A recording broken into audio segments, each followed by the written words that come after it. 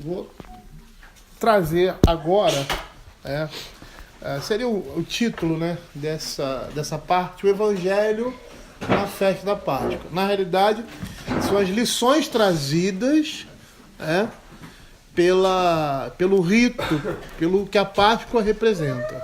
Então nós vimos ontem algumas coisas assim muito pontuais, falando da festa como um todo, da sua aplicação com relação à obra de Cristo. E hoje eu quero trazer algumas, com certeza muita coisa já foi entendida por nós com relação a essa festa, com relação ao objetivo dela.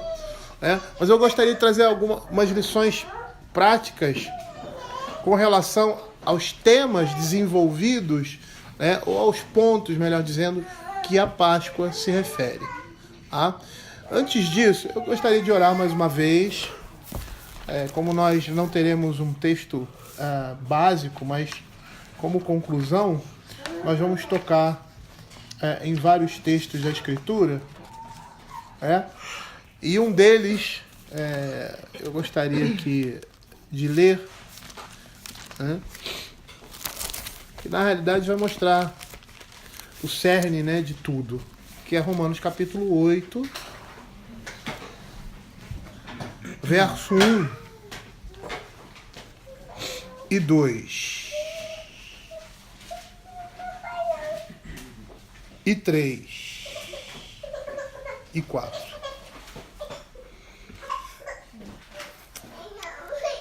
Diz assim: agora, pois, já nenhuma condenação há para os que estão em Cristo Jesus, porque a lei do Espírito da vida em Cristo Jesus te livrou da lei do pecado e da morte. Porquanto que for impossível a lei no que estava enferma pela carne, isso fez Deus, enviando o seu próprio Filho em semelhança de carne pecaminosa, e no tocante ao pecado, e com efeito, condenou Deus na carne o pecado. E isso aqui vai estar relacionado à festa dos pães asmos,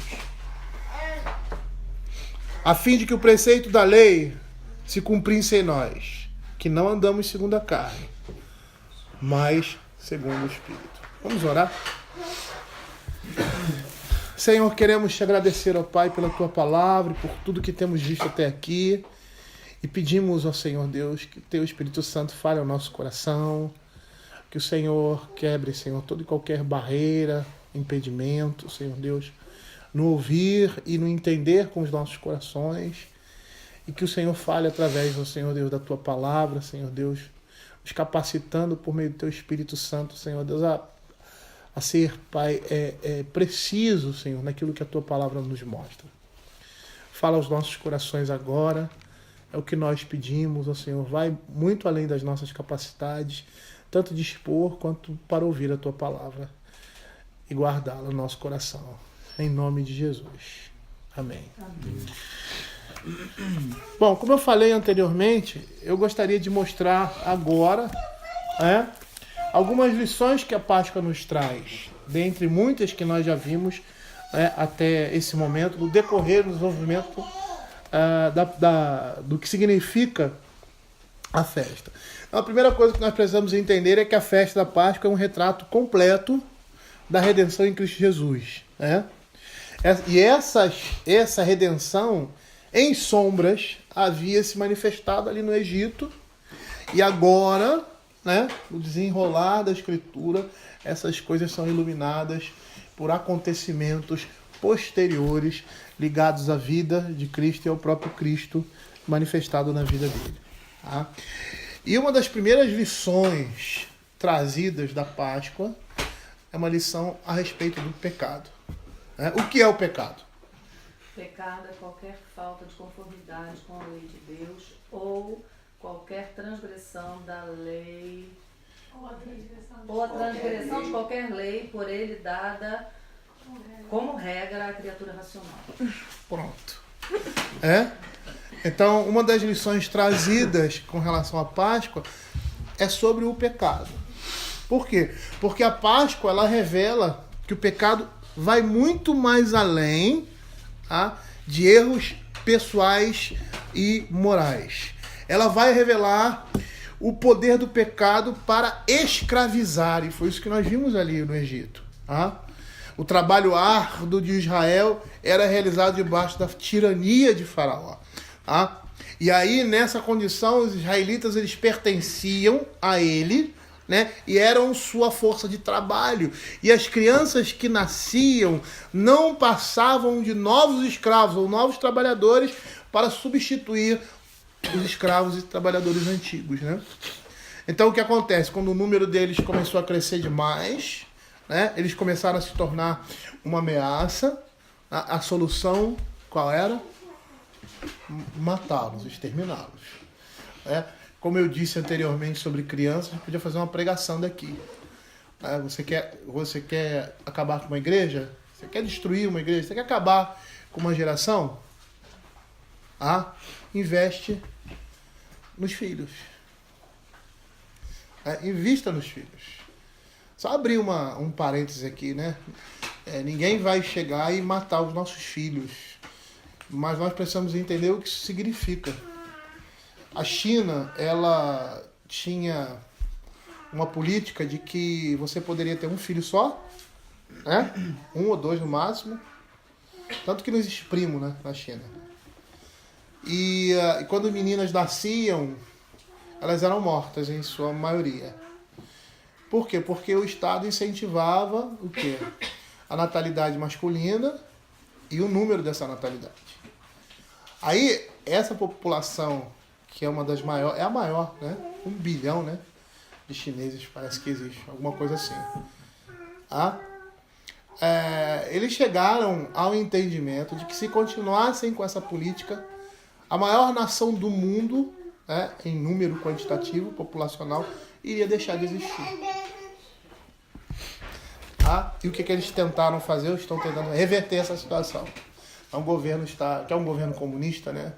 Está investindo, dando incentivos e tal, mas o comportamento ainda continua. Porque existem muitas facilidades para que homens nasçam e as mulheres não. Eu estou dando esse exemplo por quê? Porque você quer acabar com a igreja, você acaba com a sua descendência. Você destrói o povo que está nascendo. E são os nossos filhos que vão dar continuidade à igreja. Mas nós queremos acabar com a igreja, então a gente tira os nossos filhos desse ambiente religioso. Tira os nossos filhos dessa influência, principalmente com relação ao culto. Mas voltando aqui ao que nós estamos falando, com relação ao pecado, como naquele tempo no Egito acontecia, no dia de hoje acontece também. E o que o pecado faz? O pecado continua sendo o quê? Um capataz. Ele aprisiona, como o Faraó aprisionou, corações, mentes, padrões e controla esses homens de uma forma muito cruel. E nós vamos perceber que muitos têm consciência de pecado, violações específicas da lei de Deus, que são manchas em nossa vida. E aí eu queria dar alguns exemplos, até que o livro dá, sobre esse poder do pecado, sobre essa escravidão do pecado. E o primeiro exemplo que é dado é quando nós cobiçamos, no caso aí, um carro, que é o exemplo que ele dá, mas qualquer coisa, um carro no vizinho, a gente deseja o carro dele. Mas nós não temos condições de manter esse carro. Mas nós desejamos esse carro. No outro caso, a questão da luxúria. Nós justificamos a luxúria, mesmo quando o adultério não é consumado, ou quando o adultério não é consumado, a gente justifica a luxúria como um simples deslize. Mentimos com facilidade. E o maior desafio que muitos têm é falar a verdade. E nesse contexto, nem todos reconhecem que o pecado com letra maiúscula, ou seja, a nossa natureza pecaminosa, é a força motriz por trás de todos os pecados.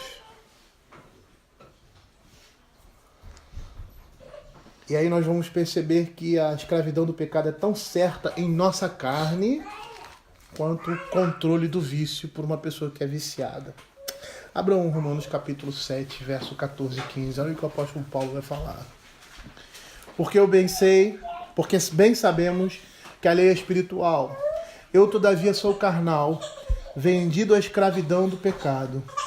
Porque nem mesmo compreendo o meu próprio modo de agir, pois não faço o que prefiro e sim o que detesto. Ora, se faço o que não quero, consinto com a lei que é boa. Neste caso, quem faz isto não sou eu, mas o pecado que habita em mim. Porque eu sei que em mim, isto é, na minha carne, não habita bem nenhum, pois o bem está em mim, não porém o efetuá-lo. Porque não faço o bem que prefiro, mas o mal que não quero, esse faço. Mas se eu faço o que não quero, já não sou eu quem faz, e sim o pecado que habita em mim. Por isso que quando Paulo fala isso, e aí nós entendemos a conclusão dele no capítulo 7, lá nos versos 24 e 25, quando ele diz assim: desventurado o homem que sou. Por que ele é desventurado? Porque essas coisas estão acontecendo na sua própria habitação, ou seja, na sua própria carne. Essa luta, esse desejo que ele tem pelo pecado, mostrado aí na lei do pecado que está nos nossos membros, e o desejo de fazer a vontade de Deus. E ele se sente puxado por essa força, que é o pecado na sua própria natureza. Aí ele diz: desventurado o homem que sou, quem me livrará do corpo desta morte? Ele chama a nossa natureza pecaminosa, ou seja, o nosso próprio eu, de corpo de morte. Aí ele diz assim: graças a Deus por Cristo Jesus nosso Senhor. De maneira que eu, por mim mesmo, com a mente, sou escravo da lei de Deus, mas segundo a carne, da lei do pecado. E aí ele conclui que nessa situação, aqueles que estão em Cristo Jesus, não são condenados. Por quê? Porque a lei do Espírito da vida em Cristo Jesus livrou ele da lei do pecado e da morte. Ele está livre, ele não é mais escravo do pecado, apesar de ter essa luta dentro dele, ele não é mais escravo do pecado. E como consequência, se ele pecar, ele não vai morrer, porque ele está em Cristo Jesus. E é esse Cristo, aquele cordeiro que foi imolado, que nos livrou da lei do pecado e da morte. Não temos mais a necessidade de responder positivamente aos nossos desejos pecaminosos, porque nós estamos em Cristo Jesus. Abre Efésios capítulo 2, versos de 1 a 3, você vai ter a imagem aí de um homem, ou seja, da natureza pecaminosa de um homem, do homem em seu estado natural. Os versos 2, de 1 a 3, ele vos deu vida, estando vós mortos nos vossos delitos e pecados. E essa morte representava uma escravidão, nos quais andaste outrora, segundo o curso desse mundo, segundo o príncipe da potestade do ar, do espírito que agora atua, ou oprime, ou força os filhos eles estão presos. A ideia aí de eles serem presos pelo diabo. Entre os quais também todos nós andamos outrora, segundo as inclinações da nossa própria carne. Eles estão escravizados, mas eles gostam dessa escravidão. Segundo as inclinações da nossa carne, fazendo a vontade da carne e dos pensamentos, e éramos, por natureza, filhos da ira, como também os demais. Esses versos, eles retratam a existência do pecado como uma necessidade de alimentar compulsões, desejos e saciar toda a vontade da carne e dos pensamentos. É isso que a natureza pecaminosa desassistida faz. O pecado, ele aprisiona. O pecado representa a escravidão. Tanto que no decorrer do livro de Efésios, desse capítulo, nós vamos ver que aqueles que estão em Cristo, aquilo que Paulo fala, estão libertos disso. Por isso que somos chamados a não pecar. Porque antes, a nossa natureza determinava a nossa vida. Agora não. Agora em Cristo Jesus, quem determina é o Espírito de Deus em nós. Então nós podemos lutar contra a carne e podemos vencer. Eu gostaria de ler um relato dentro desse contexto que o autor aqui nos apresenta na página 41, que vai mostrar esse poder do pecado sobre nós. E essa é uma das coisas que a Páscoa vai nos mostrar. A escravidão do pecado. David lutava havia anos contra a pornografia. Sabia no fundo da alma que a pornografia era uma falsificação vulgar do amor verdadeiro. Também sabia que seu contato frequente com ela não agradava a Deus, mas enganava a si mesmo e tentava se convencer de que era um hobby inofensivo.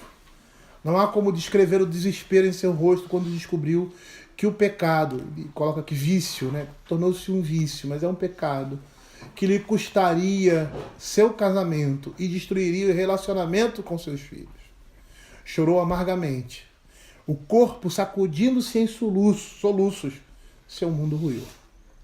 No final de semana seguinte, porém, comprou um computador novo com uma placa de vídeo mais rápida para que pudesse alimentar o mesmo vício no apart hotel barato que havia alugado quando sua esposa o expulsou de casa. Relatos como esse demonstram que as compulsões, ou seja, a imposição interna irresistível, a cobiça, o desejo, não controlam somente o âmbito sexual na vida de uma pessoa. O poder do pecado vai desvirtuar todas as outras dimensões com novas exigências. E ele coloca um exemplo interessante aqui no livro, que é com relação a alimento e água, necessidades básicas que nós temos. Pecados relacionados a isso. Gula e embriaguez. São casos facilmente identificáveis dessa distorção do pecado nas nossas vidas com relação a exigências, ou seja, necessidades básicas que nós temos. E aí você vê que o poder do pecado penetra camadas além de comportamentos superficiais e vai corromper até mesmo satisfações necessárias diárias. E aí nós temos anorexia, a bulimia, a obesidade mórbida, pessoas que comem compulsivamente por causa de ansiedade ou outros desejos, né? No caso, a anorexia, que eu poderia dizer que é, dentre vários problemas que existem aí, de relacionamentos, falta de aceitação, o desejo, você não se aceita como você é e você se acha feio, feia, né? Ou esse desejo constante de você querer comer, mas você quer manter o corpo, né? E aí você tem aí, nesse caso da bulimia, né, o culto, a adoração ao corpo. Percebam como o pecado vai desvirtuar todas essas coisas. E ele vai exercer um poder tão grande sobre as pessoas, a ponto de muitas vezes a pessoa não conseguir conceber a ideia de uma vontade própria verdadeiramente livre. E aí, nesse caso, a Páscoa mostra que o pecado escraviza e que a sua servidão é cruel, amarga e desprovida de alegria, porque elimina toda a liberdade e a esperança. A Páscoa nos mostra que a escravidão tem um alto preço e que a liberdade só é possível por meio da morte. Não apenas do Cordeiro, isso é que é interessante, mas de todos os deuses aos quais o nosso coração insensato se curva no lugar do único Deus vivo e verdadeiro. Se você for seguir a sequência da Páscoa, você vê que o que acontece primeiro? A destruição de todos esses deuses. E aí, no final, o Cordeiro é sacrificado. E foi isso que aconteceu. Para Deus romper todos os laços mortais do pecado, ele destruiu os falsos deuses do Egito. E da mesma forma que aconteceu lá, essa escravidão, hoje essas falsificações citadas anteriormente, com relação à sexualidade, com relação ao alimento, né? Vão escravizar as nossas vidas e serão alvo do julgamento de Deus. E por quê? Porque Ele nos ama demais. E Ele não vai permitir que o pecado nos engane e nos leve a crer que é impossível ter uma vida real e gratificante longe de Deus. Eu vou falar mais sobre isso mais adiante. Mas você já percebeu que determinados, todos eles são assim, mas que determinados pecados que são mais fortes da nossa vida, eles nos envergonham. E quando Deus quer tratar o nosso coração naquele sentido, a primeira coisa que Ele faz é expor isso. Expor esses deuses à vergonha. Foi isso que Deus fez no Egito. E é isso que a Páscoa representa para nós. A destruição de todos os deuses. A morte de todos eles na nossa vida. A Páscoa também, ela fala sobre graça, né? Ela apresentava uma agradável lição de redenção. Mostrava que a redenção de Deus, né, não se baseava nos esforços de quem? Dos escravos. Nenhum esforço seria capaz da parte deles de endireitar o que o pecado desvirtuou. Né? E aí nós vamos perceber que a redenção se baseia o quê? Na substituição de uma outra pessoa. Nós olhamos para o Egito lá, o que Israel fez para a sua libertação? Nada. Não fez nada. Foi salvo somente porque Deus lembrou da sua aliança. Porque se Deus não tivesse lembrado da sua aliança, eles continuariam na escravidão do pecado. Moisés, ele não era um salvador. Ele era apenas um mensageiro de Deus, daquele Deus que é o eu sou. E que por causa da força poderosa de Deus, salvou o seu povo. E tem umas expressões ali que me chamam a minha atenção, mas ainda não parei para avaliá-las. Mas é uma expressão, o Senhor Deus usa de ironia. E toda vez que o pecado do povo se acentua, ele chega para Moisés e diz assim: Moisés, o povo que você tirou do Egito. Isso é muito significativo. Muito significativo. Eu não quero tirar nenhuma conclusão com relação a isso, porque eu ainda não me deparei com o texto. Mas provavelmente, isso está relacionado com a nossa natureza pecaminosa. A nossa natureza pecaminosa. E aí nós vamos perceber que a graça foi a força que Deus operou no passado, ali no povo de Deus, ali do Egito. Não só no Egito, né? Mas pontualmente ali, por causa da Páscoa. Mas foi a dinâmica operativa de Deus. E é a dinâmica operativa de Deus para quem crê em Cristo Jesus hoje. O próprio texto de Efésios, capítulo 2, verso 8 e 9, diz assim: porque pela graça sois salvos, mediante a fé. Isto não vem de vós, é dom de Deus, não de obras para que ninguém se glorie. A Páscoa falava sobre a graça de Deus. E a graça de Deus é um favor imerecido, totalmente dependente dele. Nós não fizemos nada, nem merecíamos a boa vontade de Deus para nós. Uma terceira lição que nós tiramos da Páscoa é a questão da expiação. A Páscoa vai nos apresentar o primeiro deslumbre da expiação, que é um conceito fundamental nas Sagradas Escrituras. E qual é esse conceito de expiação que nós vimos ali na Páscoa? É o significado de cobrir com sangue. Retrata Deus cobrindo o seu povo de forma tenra com as suas asas. E a gente tem um texto de Mateus, capítulo 23, verso 37, que o Senhor olha para Jerusalém e vê assim o pecado do povo, mas ele vê que o povo estava rejeitando ele, a Deus, rejeitando a sua pessoa. E aí ele diz assim: Jerusalém, Jerusalém, que mata os profetas e apedreja os que te foram enviados. Quantas vezes quis eu reunir os teus filhos como a galinha, ajunta os seus pintinhos debaixo das asas, e vós não quiseste. A expiação fala sobre isso, fala em Deus cobrindo o seu povo, guardando o seu povo. Porque a Páscoa era uma cerimônia que apresenta um Deus amoroso que lidou de modo pessoal com as consequências de nossa culpa e aceitou. Olha que interessante. Esse é o que ele diz, eu achei muito interessante isso. Ele aceitou cordeiros no lugar de homens. Você percebe que os deuses que não eram, eles exigiam um sacrifício de sangue. Por quê? Porque esse é um princípio bíblico, né?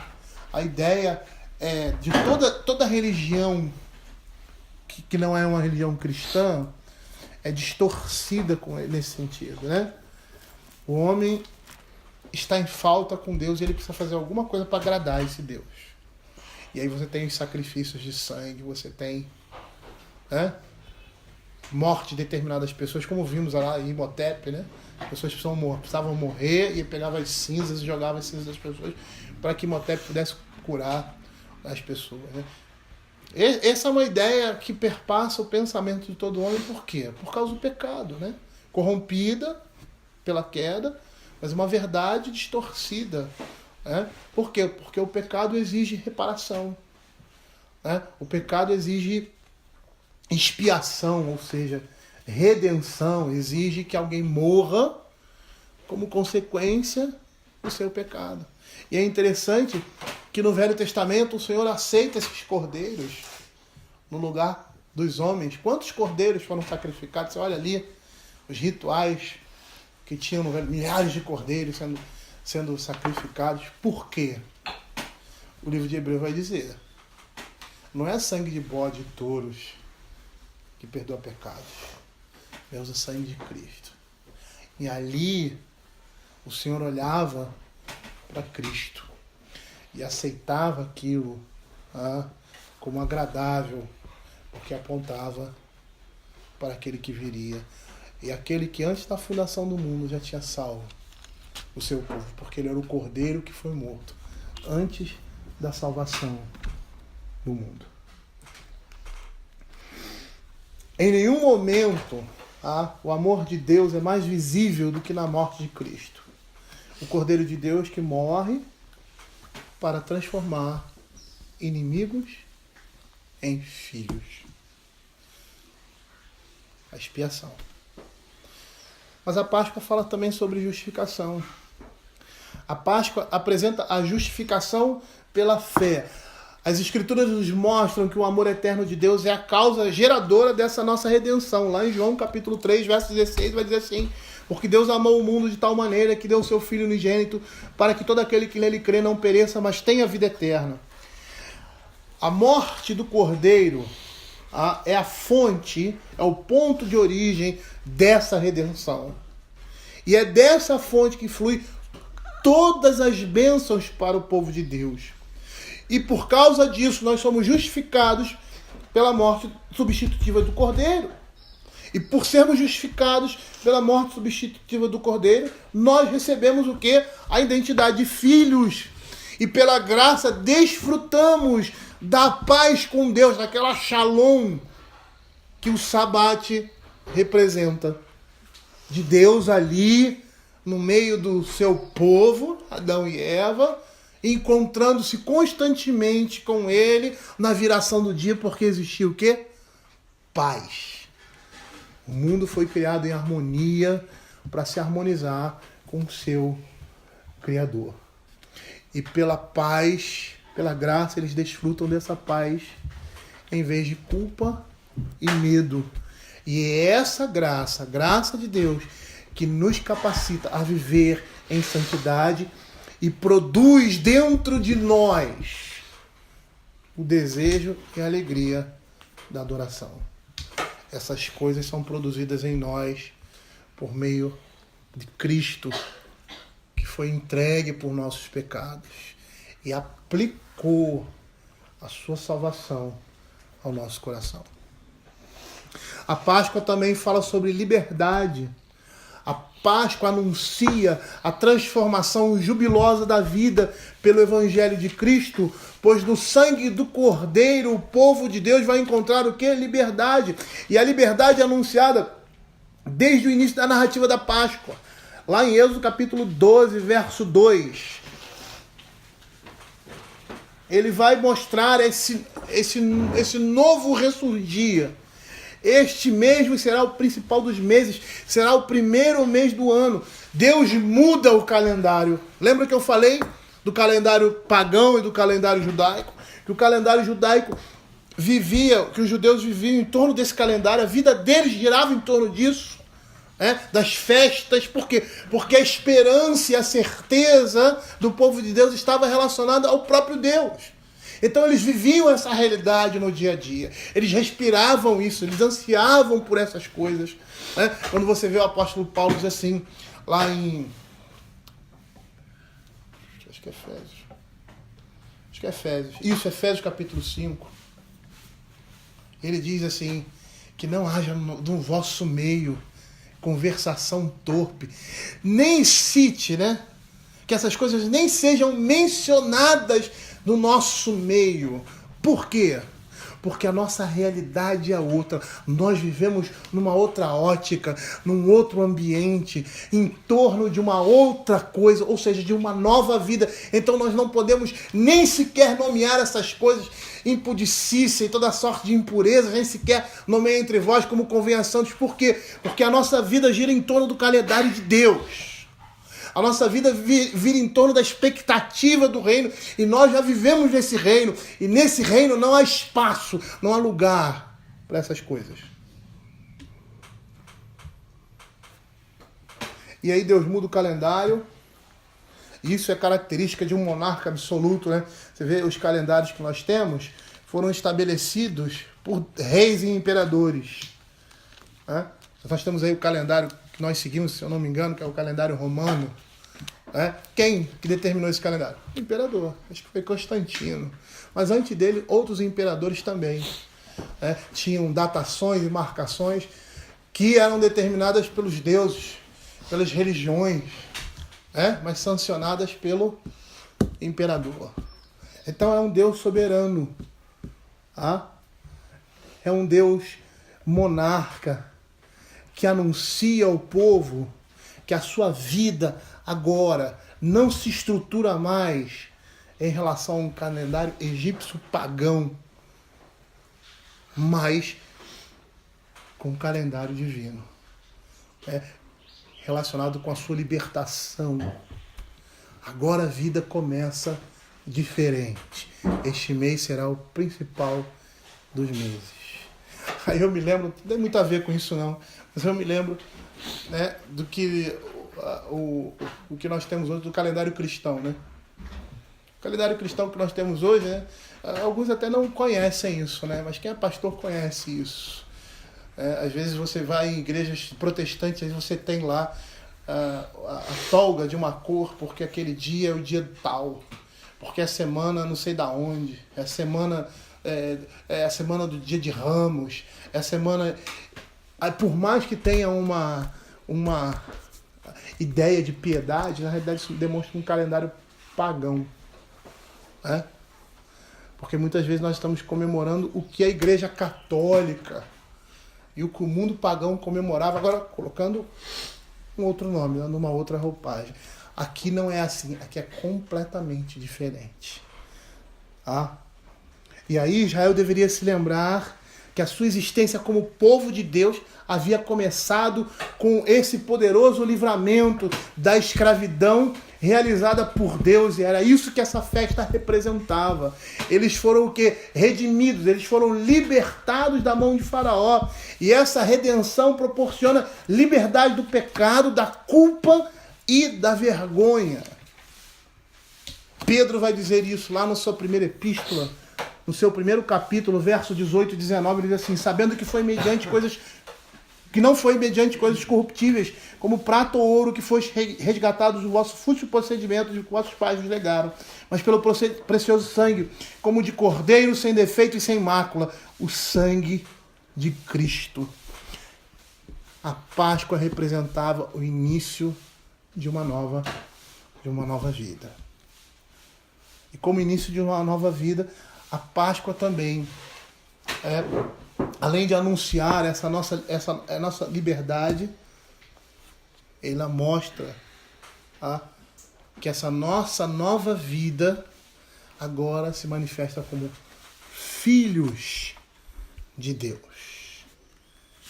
A Páscoa aponta para a nossa filiação. Deixamos de ser escravos de Faraó, possessão dele, e passamos agora a sermos filhos de Deus. E João, no seu primeiro capítulo, no verso 2, ele fala dessa realidade, ele diz assim, com relação ao Evangelho: mas a todos quanto receberam, deu-lhes o poder de serem feitos filhos de Deus, a saber, os que creem no seu nome. Abra Romanos capítulo 8, versos 14 a 17. Olha o que o apóstolo Paulo vai dizer, também com relação a essa nossa filiação. Olha o que ele vai dizer: pois todos os que são guiados pelo Espírito de Deus são filhos de Deus, porque não recebeste o espírito de escravidão para viveres outra vez atemorizados, como viviam no Egito, como nós vivemos hoje.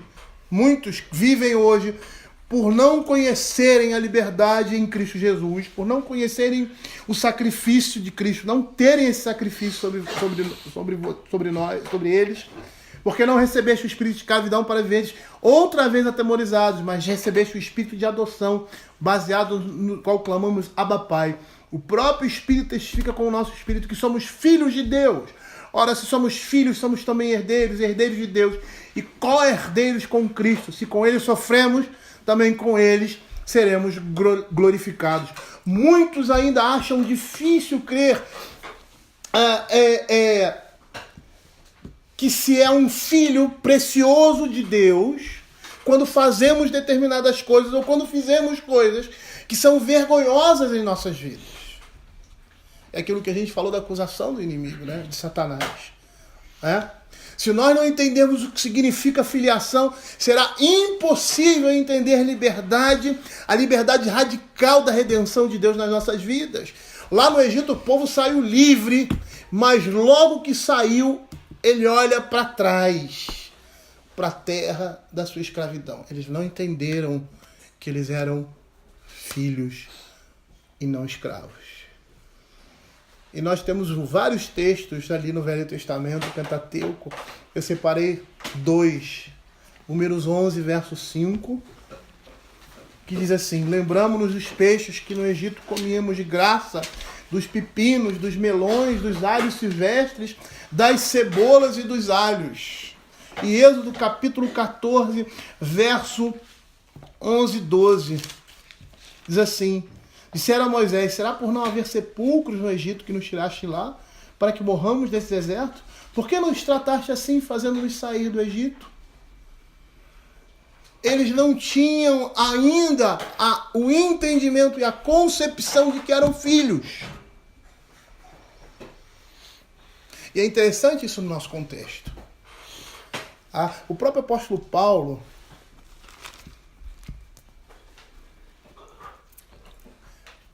ele vai falar alguma coisa muito semelhante a isso.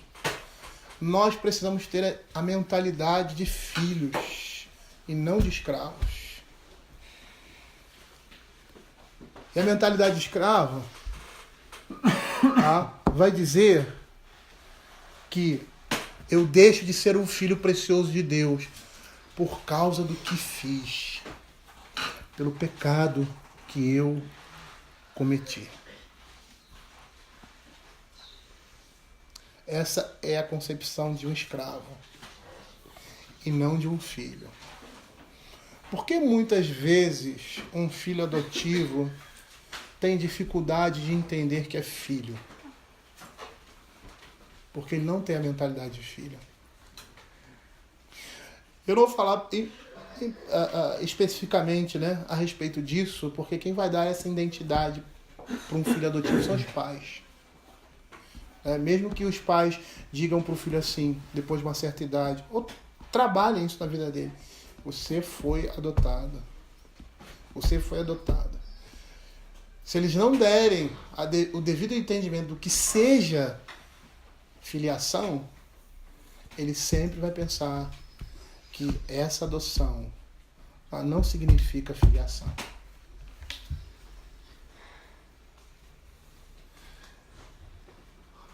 Uma das coisas que eu, até pelo meu temperamento, né? Não só temperamento, mas por criação, e até pelo entendimento que Deus nos dá. Eu sempre fiz questão de frisar isso na vida dos meus filhos com relação ao nosso relacionamento. Apesar do que eles fizessem e da minha reprovação com relação ao que eles fariam ou que eles fizessem, seja com relação a pecado ou qualquer outra coisa, eu jamais deixaria de amá-los. Não interessa o que eles fizeram. Tá? Porque Deus é assim, né? Ele diz isso lá nos Salmos. Vou castigar com açoite de homens, né? Mas a minha misericórdia jamais vai se apartar de vocês. Por quê? Porque essa é a mentalidade de pai. O pai jamais abandona um filho, independente do que ele faça. Ele pode ser até rejeitado pelo filho, mas ele vai continuar amando esse filho. E quando o filho ele tem essa concepção, tá? Quando ele faz alguma coisa que entristece, envergonha o coração do pai, o arrependimento dele, o sentimento dele continua sendo de filho. Porque ele se envergonha, ele se entristece, porque ele ama o pai, sabe que é filho, e sabe que não vai ser rejeitado pelo pai, apesar de sofrer as consequências da disciplina que vem até mesmo por parte do pai. Não importa o que você faça, porque não depende do que você faz. Depende agora de quem você é. E você é filho de Deus. Aí você pode dizer assim, então eu posso fazer qualquer coisa. Um filho que faz isso não tem mentalidade de filho. Eu me lembro, eu gosto de dar muito esse exemplo porque eu me lembro da minha juventude. Na minha adolescência e juventude eu me desviei. Estava na igreja, mas meu coração estava no mundo. E eu deixei de fazer muita besteira na minha vida porque a primeira coisa que vinha na minha cabeça era meu pai e minha mãe. Aí eu pensei, se meu pai descobrir que eu estou envolvido nisso, que eu vou fazer isso, ele vai ficar muito triste. E a tristeza dele, entendeu? Era a minha tristeza. E eu deixava de me envolver com determinadas coisas, em determinadas situações, porque eu lembrava dele e da minha mãe. Da tristeza que já tinha causado muitas vezes ao coração deles e que eu poderia causar. E aquilo reprimia as minhas ações. Por quê? Porque a minha mentalidade era a mentalidade de filho. Nós precisamos ter essa mentalidade. Porque essa mentalidade de filho não vai nos lançar no pecado. Paulo vai dizer em Romanos capítulo 6. Se nós morremos para o pecado, como nós vamos voltar a manifestar essas coisas? Essa mentalidade de filho vai nos lançar em direção ao Pai, ao coração do Pai. E quando eu cometer alguma coisa que venha envergonhar o nome dele, isso vai se tornar tristeza para mim. Mas eu sei que se eu for a ele e abrir o meu coração, ele vai me receber. E era uma coisa que eu sempre dizia para os meus filhos, porque eu sentia isso como pai. Isso não é uma, vamos dizer assim, uma qualidade minha, é a graça de Deus, que não existia limites no meu coração para eles. Não há limites, eu sempre disse, não há limites no meu coração para vocês. Não há limites. Por que eu dizia isso? Porque eu sou um bom homem? Porque eu sou um bom pai? Não. Porque eu entendi o que Deus fez na minha vida. Porque eu entendi quem eu sou. E eu, como pai, chefe de uma família, eu tenho que representar isso na vida dos meus filhos. Tá? Então, o meu perdão para eles é incondicional. Porque o perdão de Deus na minha vida é assim. E mesmo que eles não tenham reconhecido o pecado deles, no meu coração eu já os perdoei. Como Cristo fez por nós. Porque Ele morre por nós quando nós éramos o quê? Inimigos. Inimigos. Olha o que a Escritura vai dizer em Romanos capítulo 8, verso 32. Eu não sei do nosso futuro, não sei o que pode acontecer na nossa vida. Eu sei que você, como filho, você pode envergonhar seu pai, que é Deus, de forma a jogar o nome dele na lama. Tá? Porque a nossa natureza é assim. Mas eu tenho certeza, na própria Escritura, que quando você se volta para Ele, Ele vai receber você de braços abertos e de coração aberto. E não vai fazer nenhuma distinção com relação a você, antes ou depois.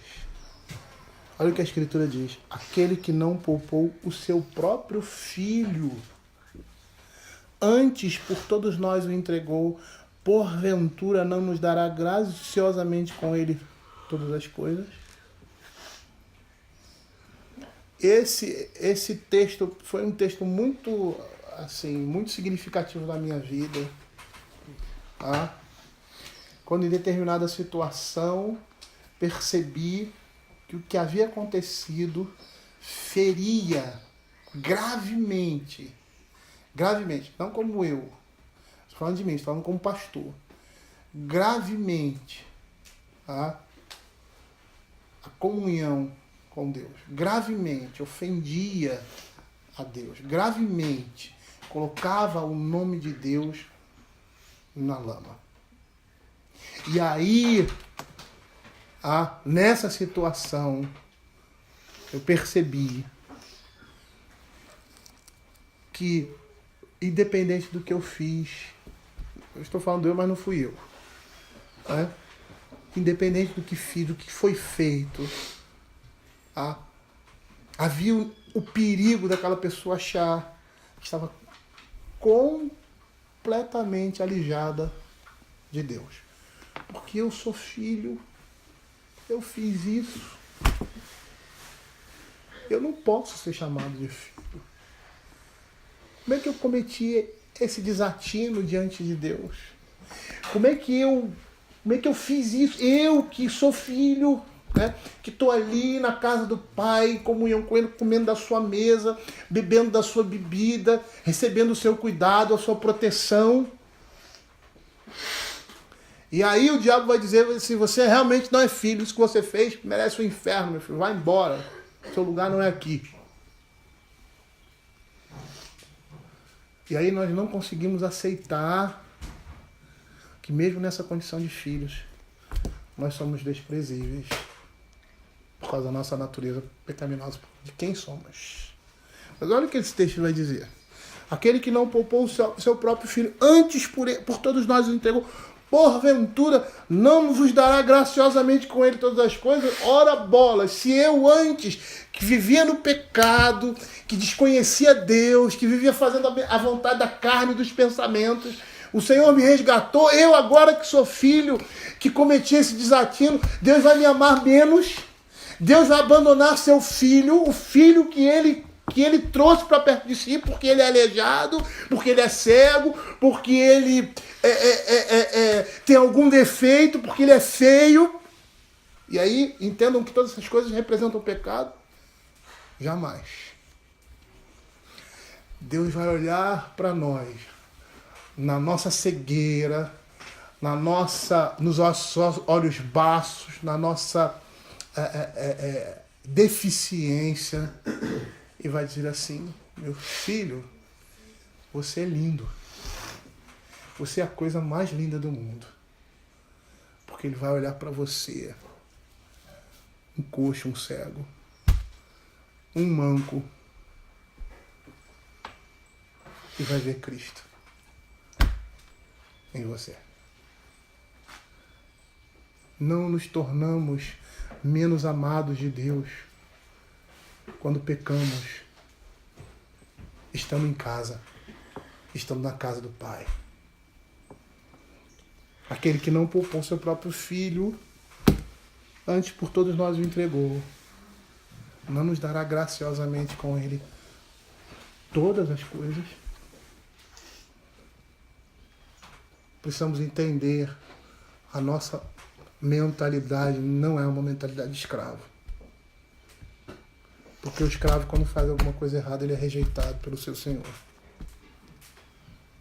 Como filho, ele é açoitado, mas ele é rejeitado porque ele é escravo. Mas o filho não. É interessante que nesse contexto de nova vida, o conhecido que nós vimos aí, eu quero voltar para o Egito, porque lá eu tenho alho, eu tenho isso, eu tenho pão. O conhecido, ainda que cruel, é confortável. O desconhecido, sua nova liberdade, é assustadora. Se Moisés tivesse permitido, eles teriam voltado para o Egito. Haviam constituído uma liderança lá e vamos voltar. Voltavam. Eles agora tinham sido libertados, mas eles ainda não estavam livres. E às vezes isso acontece conosco. Nos sentimos atormentados por essa nossa nova condição de vida. É difícil aceitar um status quando se sabe que você não merece isso. E aí a gente se sente mais vontade com equações conhecidas, né? De uma certa contabilidade, vamos dizer assim, moral. Avaliamos a nós e as outras pessoas a partir daquilo que é totalmente merecido, né? E assim nós vivemos como escravos e não como filhos.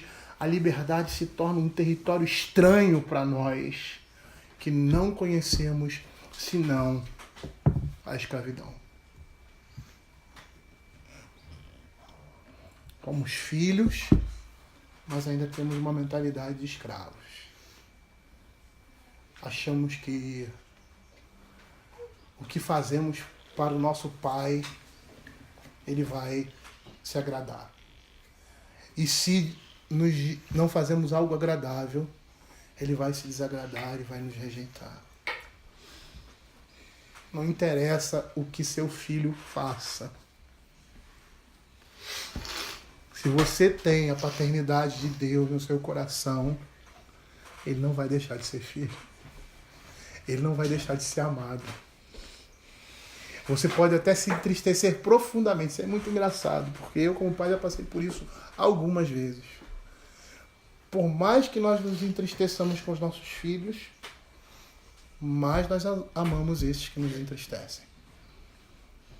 Essa é a economia paterna. Eu gostaria de contar 2 histórias a respeito disso. Uma, eu não vou conseguir contar ela toda, porque eu não lembro dela toda, mas o exemplo dela já é interessante, que fala sobre essa mentalidade escrava. E foi uma história que o Joe Bick contou numa das suas pregações, quando ele estava pregando sobre o viver é Cristo, o morrer é lucro. Ele fala que um determinado homem, um homem rico, abastado, conhecido na região, na época da escravidão, como um homem que tinha escravos e libertava os seus escravos. E era um homem bom. Tratava os seus empregados, os seus escravos, com bondade e com humanidade. E esse homem, um lorde, vai lá no mercado de escravos. E eu não sei se vocês conhecem como os escravos eram vendidos antigamente, tanto no Antigo Oriente quanto no nosso, do que nós conhecemos de escravidão aqui, né? No século XVII, XVIII, por aí. Até o século XIX, você tem esse período de escravidão. E os escravos, eles eram, que a escravidão aqui no Ocidente é uma escravidão diferente do Antigo Oriente, da Antiguidade. né? Então, você vê ali a escravidão, né? Geralmente pessoas negras, geralmente eram pessoas negras, pelo menos no nosso conceito de escravidão, mas a escravidão não era por cor, era por condição social, muitas vezes, né? Ou por conflitos de guerra em que você escravizava determinados povos, aqueles que eram, como é que se tornaram prisioneiros. E esse cara está no mercado de escravos. E os escravos lá de postos, homens e mulheres, geralmente às vezes eles eram separados, às vezes nem isso. Correntes aqui no pescoço, né? Correntes nos pés e nus, de cima a baixo. E ele foi ali para comprar uma mulher. E a mulher estava lá, era uma mulher mais ou menos jovem, né, de uma idade mediana. E uma mulher, como todos os outros escravos, muito sofridos, porque todos os seus senhores abusaram dela sexualmente, batiam e faziam todos os tipos de atrocidade. E esse homem, ele quer aquela ali. É muito semelhante à história de Oséias, né? Só que Oséias compra sua própria esposa. E ela estava esculhambada. Não era uma mulher bonita. Se tornou uma mulher feia e toda estragada pelos vários senhores que a possuíram, né, que a maltrataram, e ele vai e compra aquela mulher. E aí ele vai buscar essa mulher lá, né? E aí atira das correntes, e quando ele chega lá para recebê-lo, porque ele já tinha pago, ela começa a cuspir nele e xingá-lo. Cuspindo e xingando. Ele traz ela para baixo, tira as suas correntes, dá uma capa para ela, cobre ela, e ele vem com ela, trazendo ela, e ela cuspindo e xingando, batendo na mão dele e tal, e aquela coisa toda. E aí ele chega diante lá do senhor lá dos escravos, o cara vai passar um termo, e ela xingando ele, cuspindo e, né, dizendo impropérios e tal, pensando que ele faria, apesar de, provavelmente, eu não sei nessa história, se ela conhecia esse homem, e já tinha ouvido a falar da bondade dele. E aí ele pega lá a posse dela e entrega para ela. É seu. Você pode estar livre.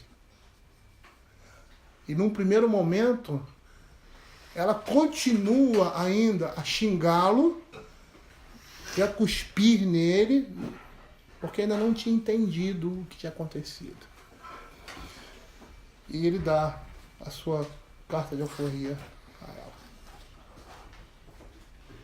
E naquele momento ali, quando ela entende, ela chora e se prostra aos pés dele. É interessante essa história, eu não sei se já contei de forma completa, mas nós somos assim. Nós fomos libertos e muitas vezes nós não entendemos o preço da nossa liberdade e ainda continuamos a nos relacionar com Deus como escravos.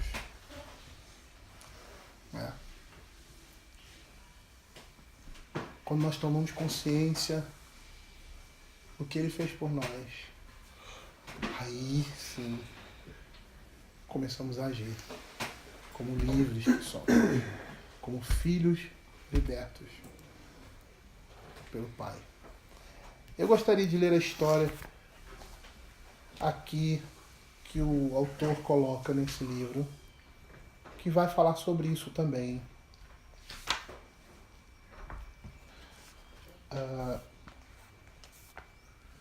É uma narrativa, ele diz assim: em seu livro King Hat, James Clavell baseou-se em sua experiência pessoal como prisioneiro de guerra num campo japonês na península da Malásia. No final da Segunda Guerra Mundial, as condições de vida no campo eram tão precárias e a comida tão escassa que os prisioneiros famintos faziam de tudo para sobreviver. O personagem principal, o soldado King, elaborou um plano para comercializar alimento com lucro na esperança de manter a si mesmo e aos colegas vivos até o final da guerra. Um empreendimento norte-americano nato. King era o manda-chuva do campo e se realizava com a ideia de que podia enrolar qualquer um. Era um prisioneiro também, né? Até mesmo os guardas. Depois de convencer a todos que tinha acesso ao escasso e delicioso cervo-rato. É um tipo de cervo. Né? Não sei se a tradução seria essa mesmo. Né? Mas é o que está aqui. Gerou lucro exorbitante com a venda da carne. As aparências, contudo, podem ser enganosas. Por uma ironia macabra, descobriu-se que o cervo-rato que King comercializava era, na verdade, carne de ratos. E pior ainda, engordados com cadáveres de prisioneiros mortos. Essa revelação horrível, contudo, foi apenas o início da queda de King. Quando o campo foi libertado, King entrou em crise. O que faria da vida? Apesar de ter criado um plano para garantir sua sobrevivência dos colegas até que alguém viesse libertá-los, a liberdade se mostrou o inimigo mais poderoso. No campo, King havia ocupado um lugar especial. Uma vez libertado, tornou-se desconhecido. No livro Paraíso Perdido, né, de John Milton, ele é um puritano, e esse livro é uma poesia da criação e queda. Nesse livro, Satanás explica essa lógica. E ele diz assim: é melhor reinar no inferno do que servir no céu.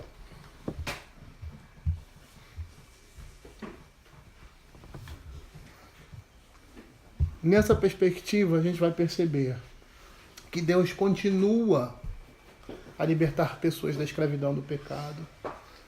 E o Evangelho também continua anunciando essa libertação. E essa libertação é uma libertação para a vida, para viver uma vida verdadeira.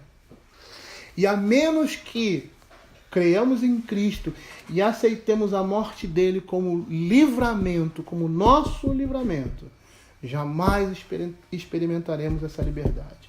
Jamais experimentaremos a alegria da nossa filiação. Porque a mudança de condição de escravo para filho vai exigir uma transformação radical que desafia a lógica. E será necessário mais do que uma nova atitude. Vai exigir morte. Morte de velhos hábitos e o nascimento de uma vida inteiramente nova. E é isso que a Festa dos Pães Asmos vai mostrar. Queridos, eu vou parar por aqui. Eu não pensei que esse nosso finalzinho fosse demorar bastante. E a Festa dos Pães Asmos vai falar sobre essa nova vida. Vai falar sobre o início, do que ela significa inicialmente. Aonde iniciou-se isso. Ela vai apontar para essas coisas. Um pão sem fermento. Um pão sem fermento do Egito. Um pão que vai representar uma nova vida. Isto é meu corpo, que é dado por vós. Fazer isso em memória de mim. Tomai e comei o pão. Vamos orar? Senhor Deus Pai Todo-Poderoso,